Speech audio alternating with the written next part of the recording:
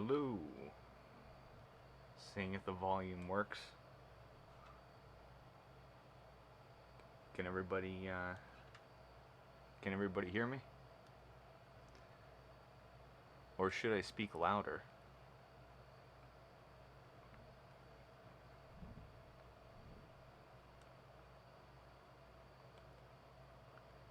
Welcome to Keith Hershaft's Midnight Cartoon Program.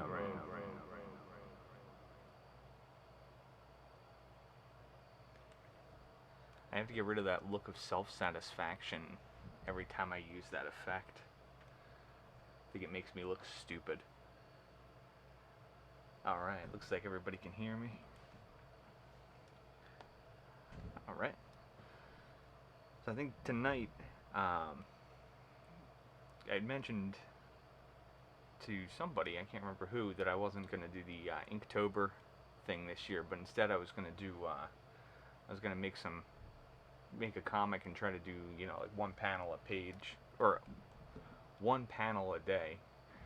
So I figured I'd start sketching up some of the character, there's a weird brain character. I figured I'd work on the character design a little bit and just kind of go through the process of how I kind of come up with something. I think was it yesterday, the day before, I wrote up a script. I'm putting on the finishing touches. I think I'll probably stream some of the panels as I draw them too. But let's see. Cool. So I kind of wanted to. I've seen like a ton of different brain characters, and I wanted to try and do something a little different with this one. Who knows? I might just default to some cliche brain in a jar, or just rip off a Futurama or something. But I figured I'd at least try to kind of run through some ideas before I settled on one. So I went on. I just grabbed some images of a brain, so I knew the parts, the areas that I don't normally think of, like where the folds actually happen, and how the different regions of the brain kind of stack and lock into one another. And then I picked this gross image of an actual brain. I don't really like looking at it, but this is for science, for art. So I will look at it anyway. Okay, let's see. So I'm going to I just kind of ghosted it out. I'm not tracing anything on it, with dropping the opacity, but this way I can kind of sketch anywhere I want and still see like a little ghosted image of what I'm actually trying to replicate.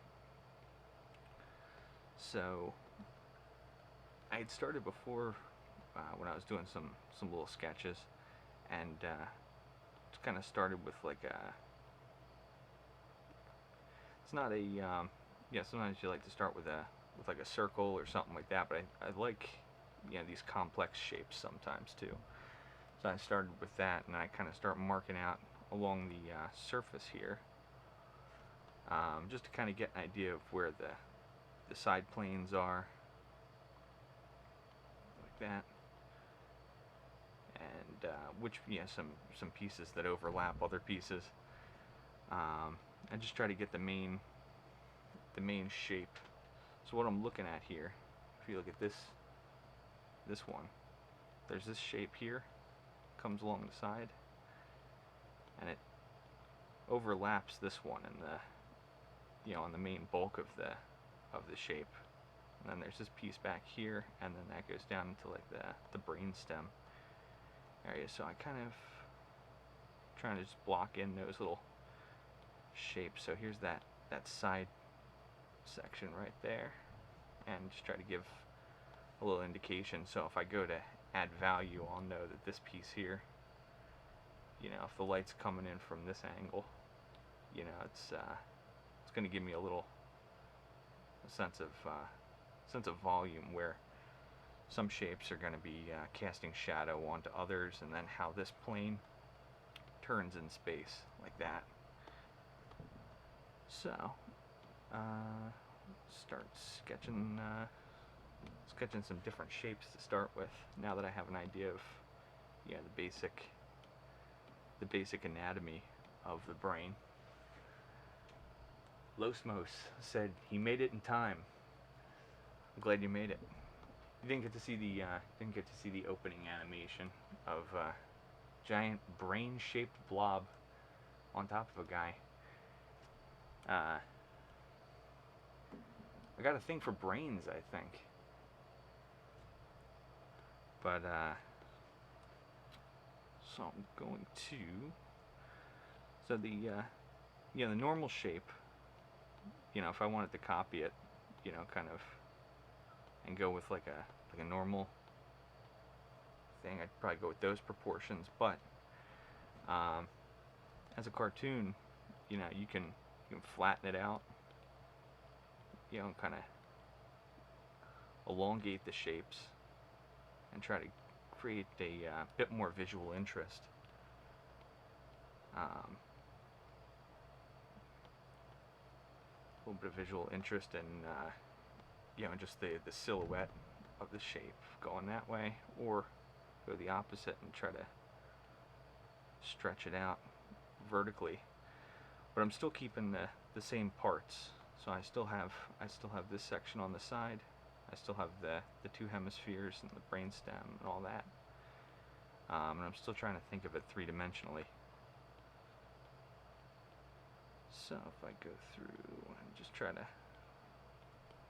to come up with an interesting shape that I like to start, and then I'll build off of that. I took this, I grabbed this image here because it was showing where the, like the eyeball, would attach, and which part connects to the ears. And I thought that might give some interesting things to play with. Insanely flatulent. Oh, cool. You're back from last week. Insanely flatulent. Oh, heck yes. Sunday night cartoon program. So, good to see people returning. I always think it's just going to be me sitting in a room drawing brains by myself, which is every other night of the week. Okay, so I squashed it out that way, and then I pushed, I did like a tall version. Could even go, taller with it. Try to get the same sense of shape here. Kind of give like more of like a circular, rounded like cube, or rounded off cube kind of shape. But I've got these two different shapes here, these two different masses. So I've got the main portion of the brain, and then the piece coming off of the side. I can change the proportions of those too, and try to get an interesting contrast, size contrast. Let me try one like that. So I kind of like this shape where he's like, it almost looks like it's hunching forward. And I'll try make that piece real small, so the two shapes aren't really competing for space in the image. And keep that because I think that's an interesting one. The reason I decided that I'm doing the brain character is I remember as a kid watching an episode of, I think it was one of those mystery shows. I think it was the one that Jonathan Frakes wound up hosting, I think toward the end, but there was somebody before that. It wasn't Unsolved Mysteries, but it was one of those mystery shows, creepy shows where they talk about, UFOs and all that stuff. It must have been like early mid-90s. And I remember hearing this one story of there was a guy had a castle, and when he died, he had his brain put into the walls, into the wall of his castle. At least that was the myth, or at least that's how I remember the the the story going. And I just thought that was the creepiest thing. Like, not only what kind of psychopath just puts that in their will, my car goes to Jerry, and my kids, anybody who wants the appliances, just come and put your name on it. Oh, and bury my brain in the basement. It's a little something for the new owners go to make an addition, and they find a brain in their basement. But who am I to judge? James Brolin, insanely flatulent, pointed out James Brolin had beyond belief fact or fiction for a season before Frakes took it over. That's who I was trying to think of. Oh, actually, I have looks like an art question. Vibasundil, I hate that I still pronounce your name wrong, and I just did it while I'm recording it. So, you can punch me in the stomach next time you see me. He asked, are you just thinking purely visually at this stage, like making the most interesting shape? When do you start thinking about the personality of the character and how you represent that in the design? That's a good question. Oh, and Losmos just said, ouch, and then laughed. Yeah, he knows how to punch too, so I've got that one coming. Let's see. So at this point, I'm just trying to think of the like the basic shape. The more I draw it, the more times I draw it, you start seeing some little bits of personality emerge out of the character. I think once I start trying to figure out how to put human characteristics to the brain, not that the brain isn't part of human characteristics, but you don't see it. At least you're not supposed to see it on a normal person. I think once I start putting in things that can kind of be representational of human emotions, I think I'll start being able to add a little bit more. But I think there's certain parts of coming up with a character like this, where if it's a large brain, like let's say it was in a jar. If it's a large brain in a jar, fills it, kind of suggests that it's like more intelligent. You could have like a stupid character. You could have a large jar with a tiny brain in it, and it would kind of play into the idea that that it's got like a diminished capacity because of its size. So I guess it could be both. Thinking of both parts at the same time. But right now I'm just trying to find like a interesting shape and kind of get some ideas on paper. Let's see. Tenny Sonato. Having watched Grim Adventures when I was little, brain characters remind me of that evil purple bear with its brain in a jar. That is one of the ones I was just thinking of when I was saying a small brain in a larger jar, because that the character's brain was kind of small, wasn't it? He kind of he wasn't always the most intelligent character on the show. I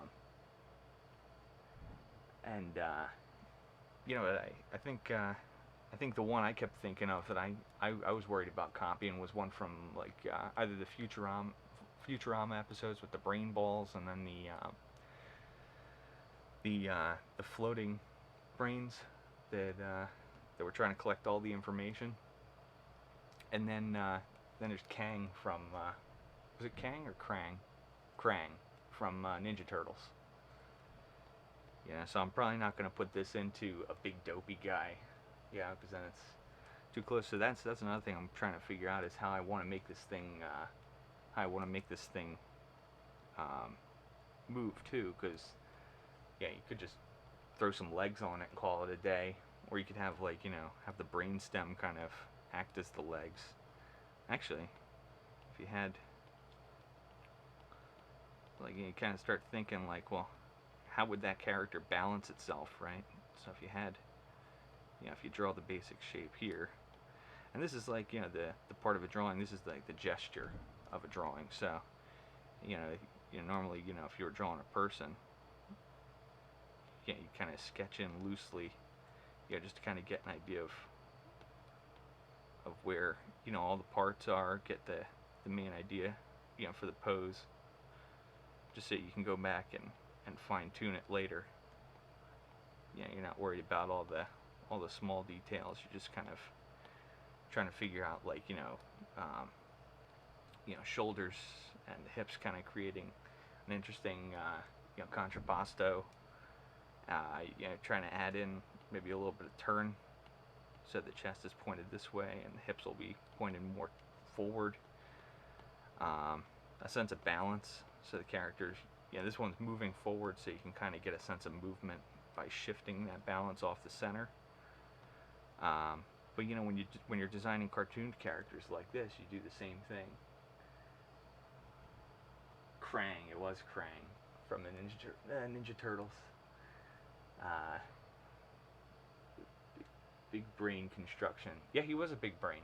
Was he smart? I can't remember. It's been a long time since I watched those old episodes.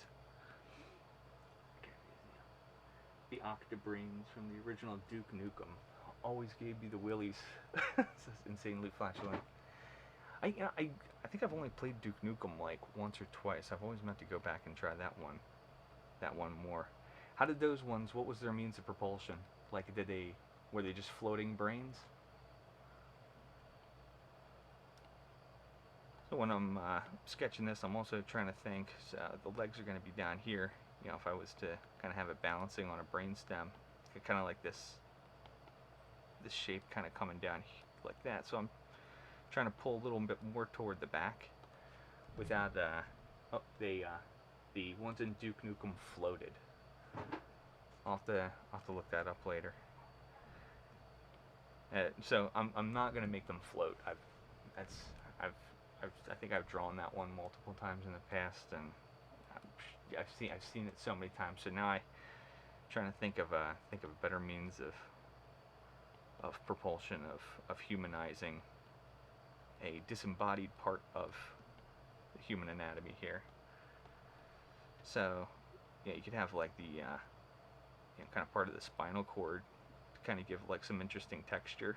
So you kind of take the separate portions of the vertebrae, and they'll kind of give like some flexibility to the character. So I could do it like that, but you see, there's the kind of I'm trying to pose it so it's you look at something like this and you can assume that it's heavy, so its mass is up top, balanced on top of a thin frame. So I'm putting that curve in there. I could actually accentuate it a little bit more to kind of and then have it like kind of almost pile up at the bottom. Kind of gives like a sense that it's compressing the spine, compressing the vertebrae. Add a little bit of shadow in there to kind of round out the shape a little bit. I kind of like the just sort of like these little bits hanging out the back. It almost looks like Morticia Adams' legs, real small base that could kind of inch along. So it's not a very threatening enemy, but it would creep me out. It's creeped me out for 30 years, so I assume it would be eerie for everyone else too. My size says, oh, maybe this came up, I missed it, but there was also a creepy brain from the Nintendo TV show. Nintendo TV show, was it just a show about the like Nintendo, like various games, or was it one of their properties that they were doing? Like I feel like I vaguely recall it, but I had Sega, so if it had Sega in it, I watched it. I feel like I missed out. Let's see.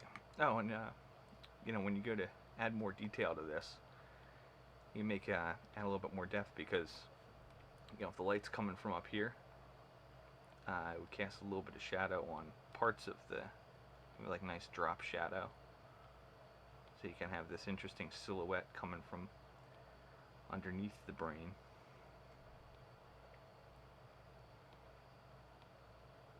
And kind of adds just a little bit more volume to it. Smash TV. Smash TV was an awesome video game. Can't remember. I'm still trying to picture a show though. I love getting out both the joysticks for the Sega version of Super Smash TV.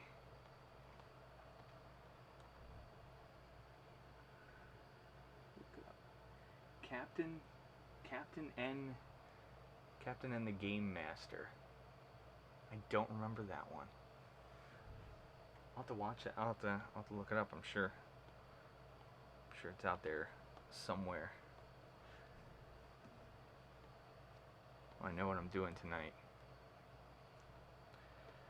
So now I'm trying to think. You know, like I kind of like this shape here. I don't know if I want to give him any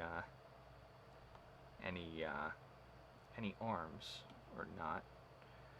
But I can, if I take that, I'm going to save my original sketched layer here, and I'm going to erase some of these ones here. So I kind of sketched until I came across an idea that I liked, and I want to kind of explore it a little bit. So I just want to think about the texture a little bit. Hands for holding. I don't know, the brain's kind of mean. I don't know if he's going to hold hands with anybody, but yeah, maybe I should give him something just so it kind of gives him room to grow as a person, as a disembodied part of a person. Let's see, so I'm going to drop the opacity on that. And I want to kind of look at the shapes that are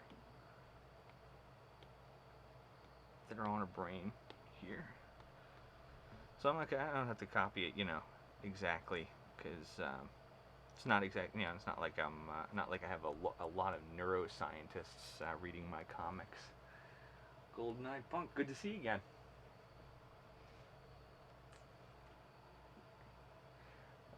Golden-eyed Punk assures me that he will make friends and he will hold hands. He will, Keith. He will. Well, now I know where I have to go with the story. But for now, this character is just going to terrorize the other character, Clyde, for a bit. I'm putting all of my fears into my comics, so that should be, you know, good fodder for my enemies if they trust me. So let's see. So I got these gross pictures right here. And it just kind of, you know, folds up, but down here on this back part, I like the horizontal lines that kind of wrap around it. So I'm gonna make all these larger cell shapes on the top part, but I'm definitely going to remember those horizontal lines for the bottom. So I'm gonna take this. So I got my rough sketch here of this mobile brain.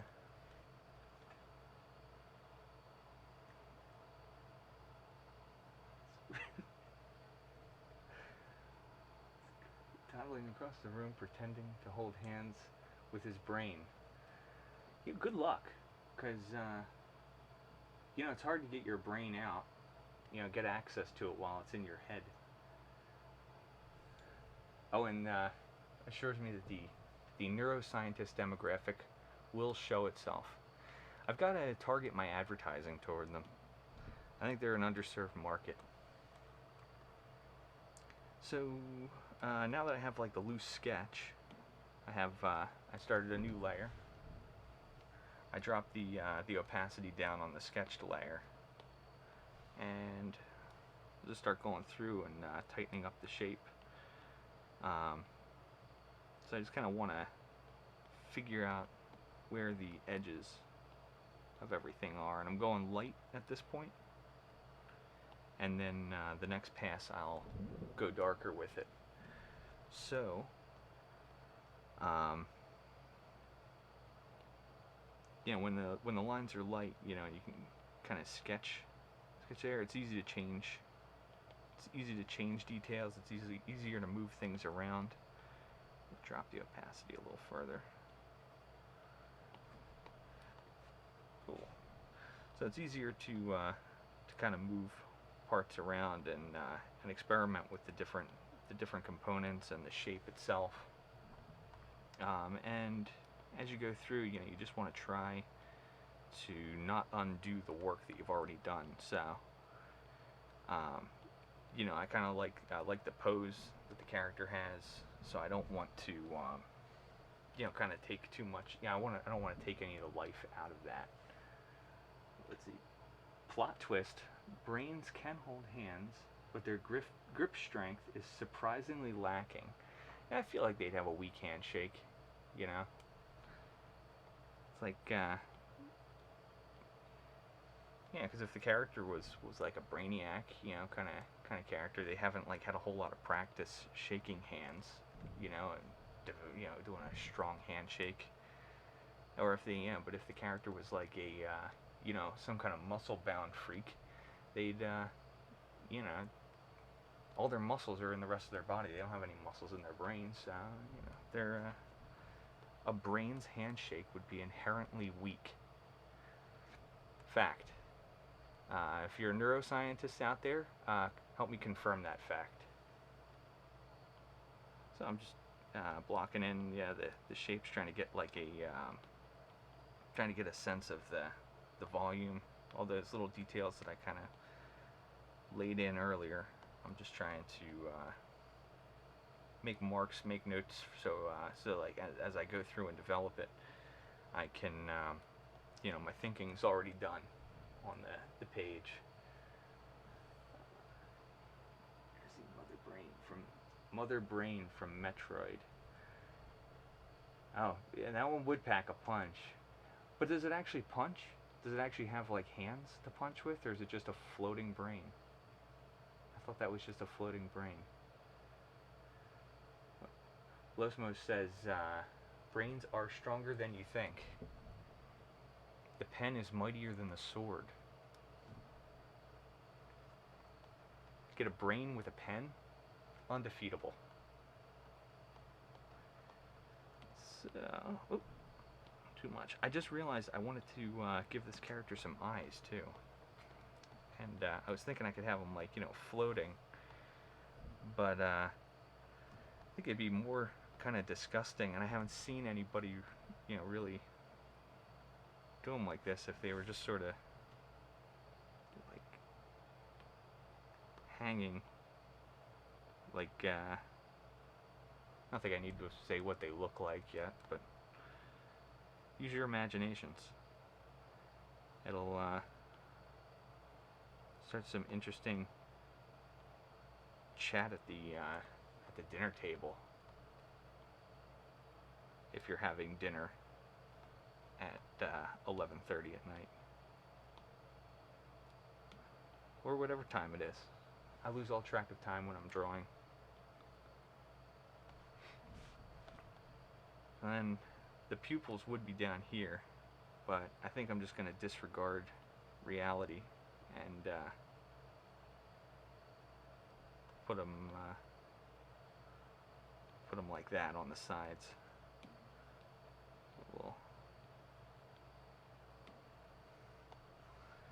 Yeah, I like that. That's gross. I wouldn't want that walking up to me in the night. You know, I wouldn't want to step on that.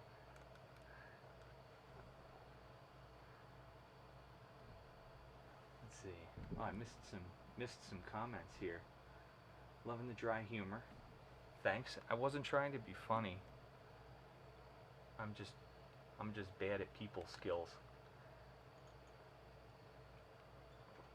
Let's see.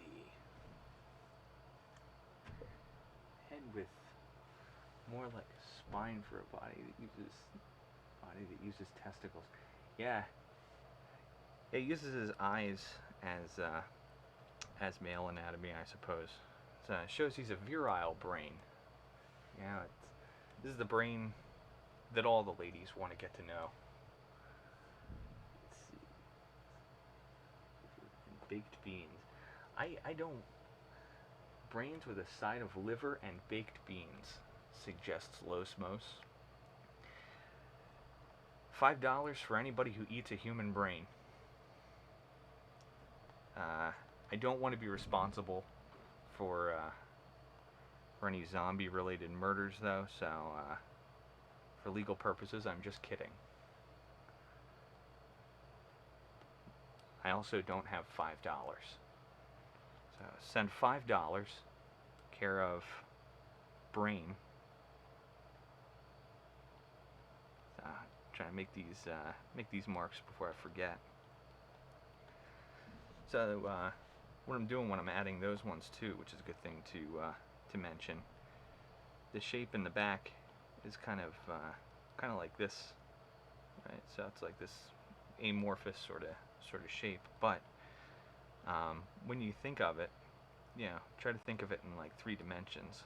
So, if you were to think of it with, where the plane breaks here, and you would start to get, shadow.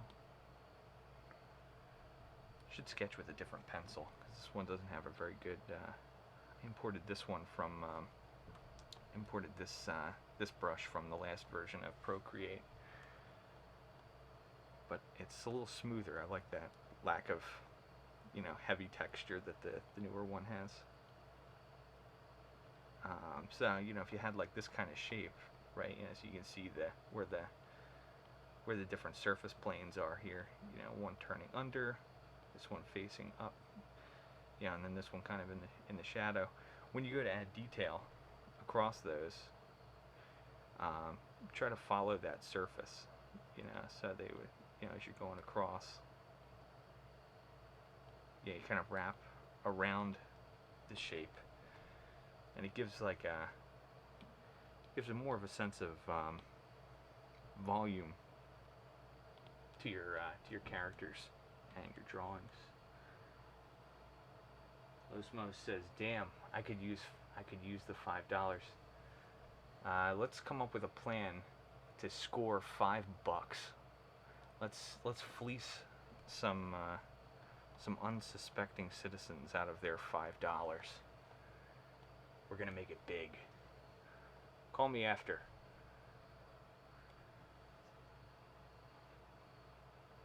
An insanely flatulent wrote some dialogue.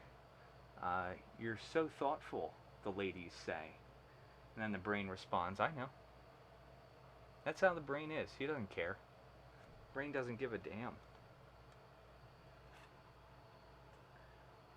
"My eyes are down here," says Golden-Eyed Punk.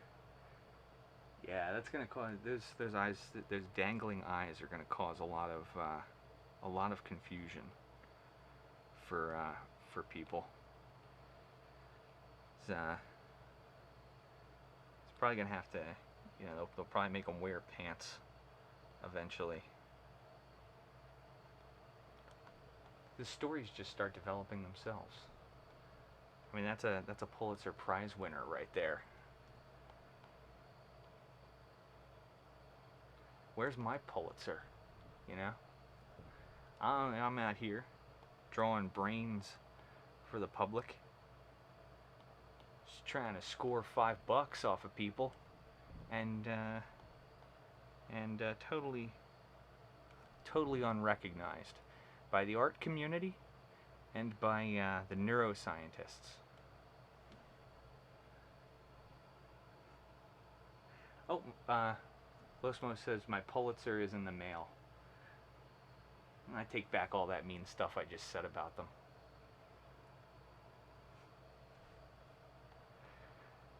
For now, until it shows up, or doesn't. The worst possible scenario is that I go one more day Pulitzerless. So at a certain point, I just stopped paying attention to what to what's actually there. What is like, yeah, I mean that's just what I've decided spinal cords look like, or that's what comes out of a brain. I This may surprise you, but I haven't dissected any people. Um, it's on my bucket list, you know. But I'll probably never get around to it. You know, yeah, and no one's ever offered. You know, doctors don't usually come up to guys like me and just say, "Hey, I need a hand over here. Can you help me dissect and analyze this brain?" So I have to rely on the internet. Um, Also, when you're doing a Google search and you're looking for reference, good advice: don't pick one off the first page. Just, you know, I mean, unless you're going to change it a lot. That one, there's no joke to that. Just good advice that I got. And you know, the further you go through, the more obscure reference that you can get as a cartoonist, the more original your idea is going to be. So it's just something good to kind of keep in mind. Um, when we were first going to school, yeah, me in my class, the you know, the internet was there obviously, but a lot of our teachers had filing cabinets that they would keep just tons of. There were older, you know, comic book guys, and they would just have just tons of, you know, like, you know, file cabinets with just folders of things. And it's like, you know, there's something cool about that, because nobody else is going to have your random newspaper clippings, you know. So you're going to, you know, when you go to look for reference, you know, if you see something cool, you know, and you're looking through a catalog, clip it out, throw it into, you know, start a small reference thing of just stuff you like the looks of, you know. I think I'm advocating for hoarding. Yeah, it's just a good idea, you know. If you want to be a cartoonist, just pile newspapers floor to ceiling in whatever place you live, so that it's an absolute nightmare for anyone to clean up after you. Yeah, that's good advice. I think I'm helping a lot of people out.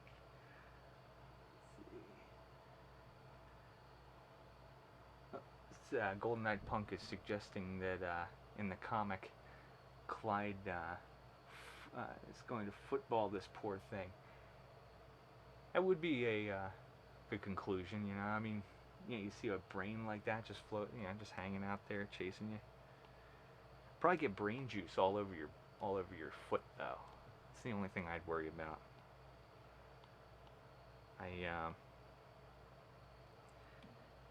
You know, these are the things that keep me up at night. You know, how would I handle it if a brain tried to attack me in the night? Yeah, but I think it's better to be prepared. Oh, Bash says, I still have folders like that from school with tons of images, just in case I never need it. But I can never figure out how to find the right image later. There's too much. Yeah, I think that's why I rely on the internet instead of the clippings idea. Is just because I can be wildly unorganized with stuff that's just for me. So it's like, you know, if I was to make a, you know, if I was to, you know, try to keep my own reference like that, I think you'd have to, you know, definitely commit to organizing it properly. One thing I feel like I should point out, I like using repeating patterns too. Like these here, you know, it almost, you know, it's not the kind of thing you would just see like normally in nature, unless, you know, someone was to orchestrate it, or if it was, you know, some kind of creature. You know, there's like certain structures that you see inside the human body, you know, like the ribs and all that. You know, it's these interesting like repeating patterns that kind of go through, and, you know, they change in size. So I can use that to, you know, not that these are, you know, accurate to what it would actually look like if you were to find a picture of the brain connected to anything, but in the cartoons I'm drawing, it's more important to make the thing look cool, look interesting, than to get it, 100% right. At least that's my opinion. I'm sure there's people who would disagree. Those neuroscientists. If you're out there, stop by. Neuroscientists. Buy my comics. Comics for neuroscientists. But, so by the last one, I just decided to kind of abandon that and make it more like, more sort of amorphous. Just that way, then this piece here, I can justify having it kind of pile up and show some weight. So, since I don't want to put that detail in there, I want to put like a nice little texture in it, because that's going to help me show a little bit of the volume. You could just black this in, but if you use a pattern like this, you can give a little bit more movement to the lines. You can show some of the surface area of it. You can show like how how it's kind of coming out. And also, but when you're designing a character that you're going to redraw over and over again, think about how much detail you're putting in it. Whether you really want to redraw that every time you draw the character, or if it's just something you want to kind of try and keep simple, like, animation or something like that. So I kind of, going back to that reference that I pulled before, I kind of only took the placement of where it said the eyes connected. I think it's so gross and alien here that it's, it's kind of, it's fiction more than it is science. So you kind of, if you can make it look gross, I don't think most people really care. If it looks cool and it works, like the physics of it seem accurate. So the actual like scientific anatomy of it can kind of be pushed around a little bit. And who even knows if this is a human brain? That's not even something I thought of before. Insanely Flatulent suggests comics for neuroscientists. They make you think. Proud of yourself? You proud of yourself there? Because I am. Nicely done. I'm just jealous I didn't think of it. Oh, yes. Yes, I am, he says. Congratulations. So I want to add that drop shadow here. What I also want to add is I want to add a little bit more depth, a little bit more shape to these bones here, the vertebrae. So I'm just giving them a little bit of an underside, and then using a shape, just a little bit of a repeating, a little scribbled line pattern here, keeping it consistent, trying to make it follow the form, but just indicating a little bit of an underside there. And you could also have it come up here if you wanted to have each vertebrae cast a shadow like that. Kind of show that they're like sticking out, they're overlapping one another. Make sure you're always thinking to which object goes in front of the other one, because if you have this object here and you have one that's behind it, that kind of carries on, like a dotted line, right? So this one's here, and then you have this one behind. If you cross that line over too far, it flattens it out, because now we can't tell, which shape is in front of the other one. It's such a simple, like, subtle little thing that I see people do that just kills the depth in a drawing. And it's, you catch yourself doing it all the time too, every once in a while, and it's like, you go back and clean it up, but it's, having that understanding that this shape is over this one. When you go to drop light in, and you have your light source coming in, you can kind of, it's easier to decide, you know, okay, well the light's hitting here. You're going to have a little bit of a shadow as the thing, as the shape rolls, and then you're going to have this cast shadow under it, and then the light's going to hit that part again. So as you're doing little parts like this here, keeping that in mind, having an understanding of where objects sit in relation to one another really gives a good sense of shape to the viewer, you know, so they can kind of interpret what you've been suggesting in your lines. Trying to get a little heavier line there, make it a little darker cast shadow. I don't want to go too dark on here because that'll get rid of that cool horizontal pattern. I just want to kind of fade it into that and give him a little ground plane to live on, just so he's not floating in space there. You could rule out perspective lines for that to figure out, you know, kind of figure out like what this grid is that he's on.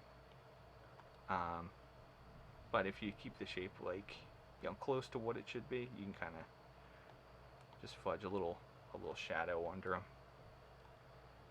So just want to add a little bit more detail to the make it look like these are, you know, kind of hanging on with veins and capillaries and or whatever they are, the retinas from the eyes. And I just want to pull up the picture and just see. Let's see. So kind of have this shape kind of curling in almost like a seashell almost, and then this goes over with these sections dividing vertically.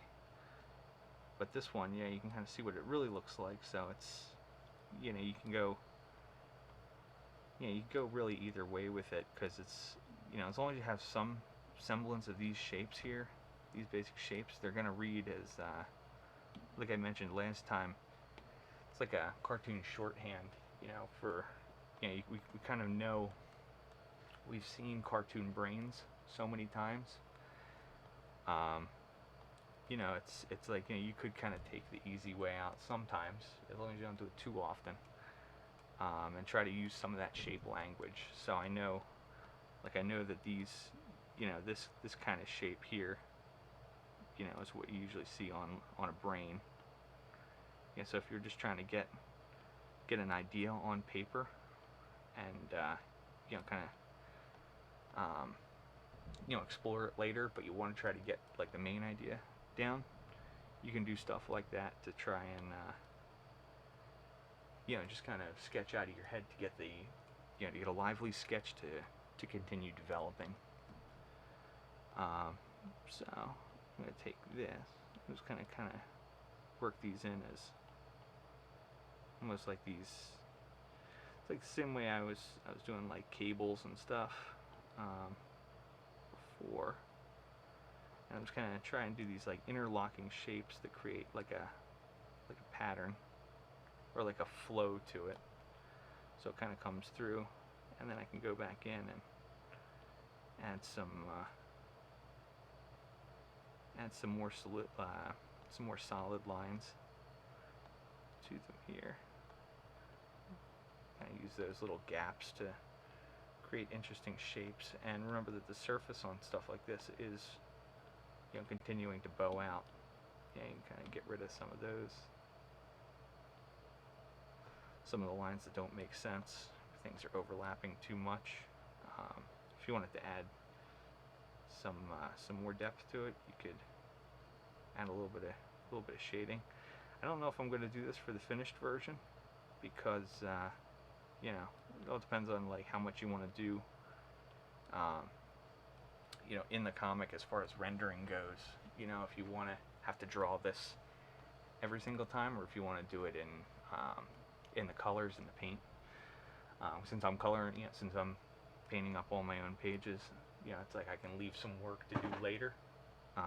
If you do all this though, you can drop in flat colors and call it a day, and sometimes it looks, at least I like the look of that. Insanely Flatulent asks, so you can use different shapes to create whatever textures you want. Yeah, I mean, everything that you're doing is really just using a different shape, and it's kind of creating like a symbol on in a 2D environment for your brain to kind of interpret. So you could have, if you wanted hair, it's like those lines kind of they read automatically as hair. But you could give them like luscious hair like this, and then try to add like a texture in there. It could be like a greaser, and you're thinking more of like the shine. So as you darken those spaces and you have this lighter area here, you're suggesting that the surface has more of a reflective quality to it. But you probably still want to have some type of direction to it so that you can see that it's like slicked back and it kind of carries the eye through the shape, while also kind of creating a texture. Now I'm trying to decide if I want this guy to have hair or not, which he might. But with shapes like this, you're suggesting that they're familiar object. We've seen cartoon brains so many times where we're like, oh, brain cells. And the way they coil, you could just do a brain like this. Give it the two hemispheres, and then kind of create like these wiggly lines around it. And I mean, if I was just doing like a quick little like storyboard to block out the thing, throw a color on that, and and as long as everybody knows there's a brain in the story, then that's gonna make sense. If you're drawing a cartoon about George Washington crossing the Delaware and you drew that shape, it might not read as a brain because the context is totally different. But I'd be more interested in that type of story about George Washington crossing the Delaware with his brain companion. But this is also why they don't let me design textbooks. I leave that to the professionals, leave that to the historians. Someday I'll get my chance. Someday I'll get recognized and I'll make my history books show the brains that helped build this country. But I can I'm just gonna kind of use that same kind of shape and just work those around. So I'm kind of using that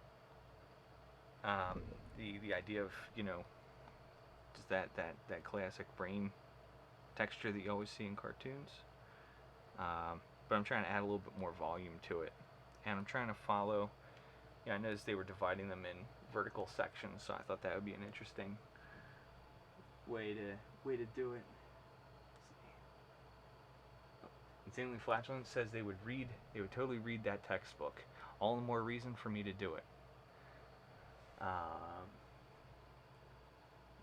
True mastermind, you might say. I might say that. It says nice, and Golden Eyed Punk says bravo. 10-8 Bravo to us all for showing up.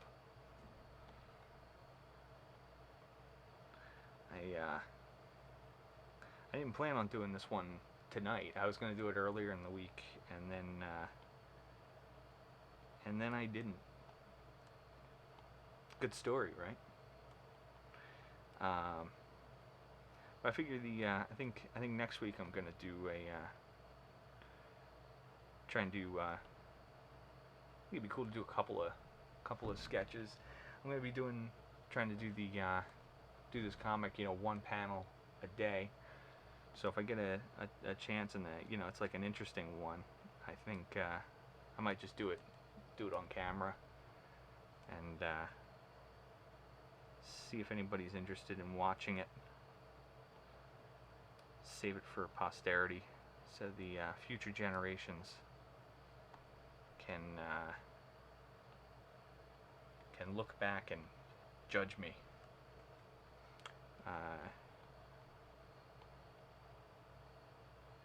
Say, look how awkward people were back in 2021, and then they crawl back into their domes.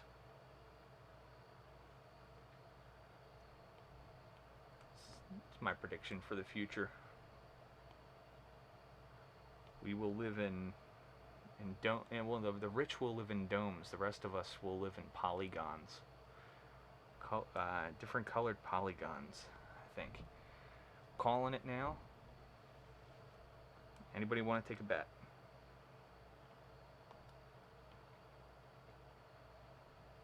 This is how I get my $5.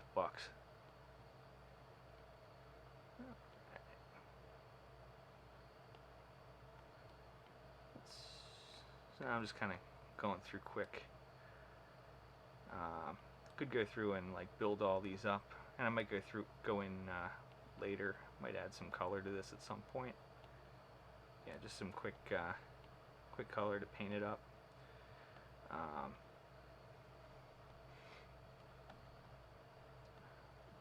But I'm going to add a little bit to this part I indicated before.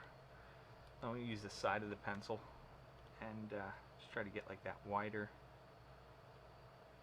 kind of smudged look. Try to keep the lines like neat, organized, going in the same direction, and work around it a little bit. And just because I like the look of it, I put a little bit of a hold line there. I think it looks neat.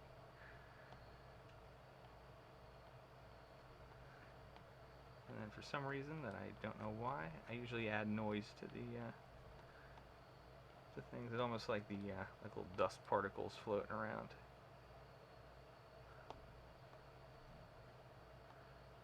I don't like that one. This one's like, oh, people are looking at me. That's what he's thinking. There we go. Throw a signature on it. So I remember what year I did it in.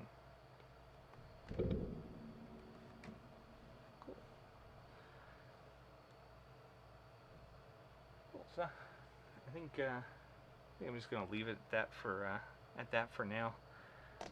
I'll do some more sketching later in the week.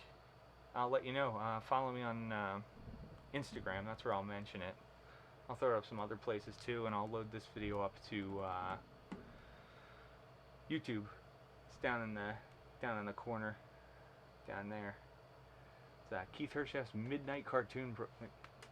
It's Keith Hirscheff's Midnight Cartoon Program. It's any excuse to use that. Looking good. The smoothness will divide us. That polygon life, I'll put down $5. Okay, cool. So we got a $5 bet on the future. I think that's a good spot to end it on.